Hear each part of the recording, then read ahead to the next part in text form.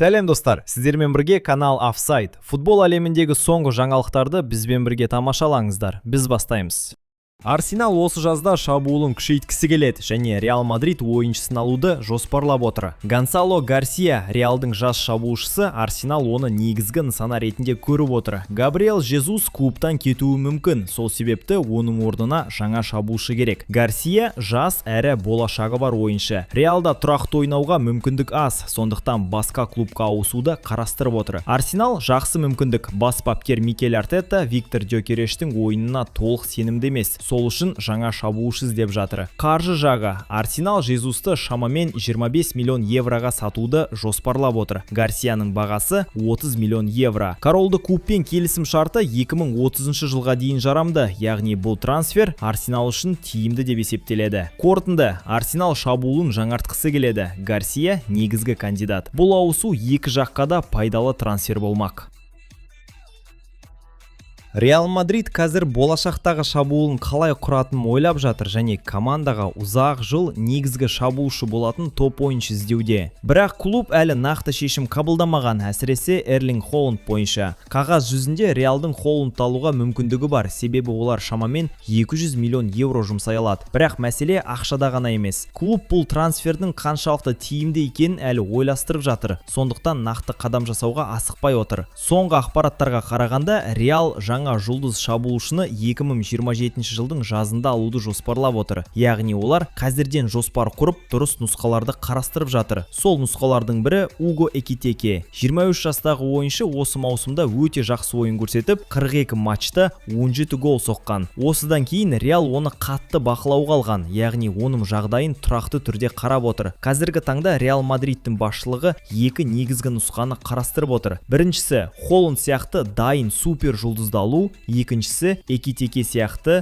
жас болашағы бар шабуылшыны алу. Бірақ Холландқа қатысты басты күмән оның өте қымбат болуы, ал Экитеке арзанырақ әрі ұзақ мерзімдік жоба ретінде қарастырылып отыр. Қорытындылай айтқанда, Реал әзірге нақты шешім қабылдаған жоқ. Олар екі жолдың бірін таңдауы керек. Қазір үлкен ақша шығарып дайын жұлдыз алу ма, әлде болашағы бар жас ойыншыға сенім арту ма? Барлығы алдағы уақытта шешілетін болады.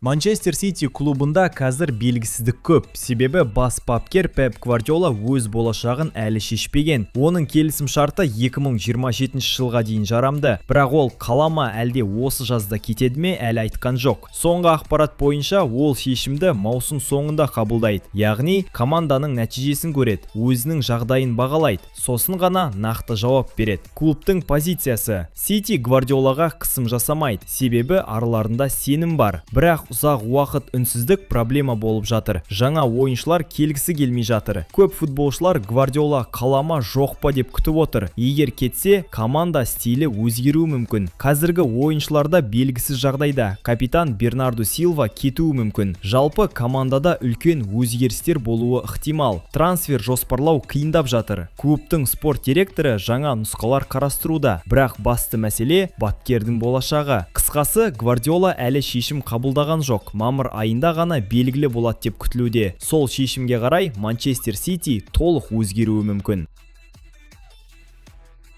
Интер Майами клубы жазғы трансферде үлкен сенсация жасағысы келіп отыр. Олар Мохамед Салахты құрамына қосуды көздеп жатыр. Себебі Салах Ливерпуль клубынан осы маусым аяқталған соң кететінін ресми түрде айтқан. Яғни ол еркін агент болады және оны тегін алуға мүмкіндік бар. Америкалық клуб Салахты командаға қатты керек ойыншы деп есептейді. Олардың ойынша ол келсе команданың деңгейін бірден көтереді, шабуылды күшейтеді және жалпы ойынға үлкен әсер береді. Қазірдің өзінде Интер Майами құрамында үлкен жұлдыздар бар. Леонель Месси, Луис Суарес, Жорди Альба сияқты тәжірибелі ойыншылар ойнап жүр. Егер осы құрамға Салах қосылса, онда команда Америка лигасындағы ең қауіпті шабуылға айналуы мүмкін. Бірақ бұл трансфердің алдында үлкен бір кедергі бар. Ол ақша мәселесі. Салах қазіргі таңда әлемдегі ең жоғары жалақы алатын ойыншылардың бірі, және ол жаңа клубтан да өте жоғары жалақы талап етеді.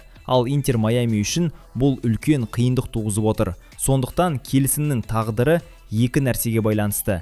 не Салах жалақысын азайтуға келісуі керек, не клуб оның барлық қаржылық талаптарын орындауы тиіс. Егер осы екі жақ ортақ шешімге келмесе, трансфер жүзеге аспай қалуы мүмкін. Қазіргі жағдай бойынша Интер Майами Салахты алуға қатты қызығып отыр, бірақ нақты келісім жоқ. Барлығы қаржылық келіссөздерге тіреліп тұр. Егер келісім жасалса, бұл жаздағы ең үлкен трансферлердің бірі болады. Достар, осымен бүгінгі шығарылым тамам. Футбол әлеміндегі жаңалықтарды білу үшін каналға тіркеліңіздер. Сіздермен болған канал Офсайд. Келесі кездескенше.